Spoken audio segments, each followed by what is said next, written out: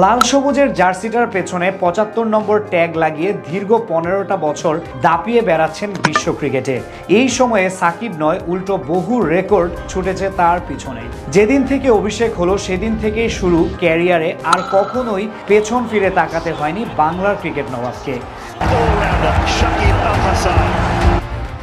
ভুরি ভুরি অর্জন, নতুন নতুন গল্প, মিরপুর থেকে লর্ডস কিংবা সেখান থেকে মেলবোর্ন স্টেডিয়াম, সব জায়গায় মাথা উঁচু করেই এই চরিত্রটা গর্জন তুলেছে। বাহাতের বাঁকা আঙুলটা নাড়িয়ে শত জবাব দিয়েছেন।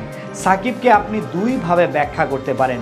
সাকিব শক্ত আবরণে ঢাকা এক বিশেষ নরম বস্তু, যার বাহিরটা যেমন হাজারটা সমালোচনায় ঘেরা, ভিতরটা তেমনই একজন বিশ্বসেরার মতো। বাংলাদেশ ক্রিকেটে বহু রথী মহারথীদের জন্ম হয়েছে, অদূর ভবিষ্যতে আরও হবে, সেই কামনাই করি।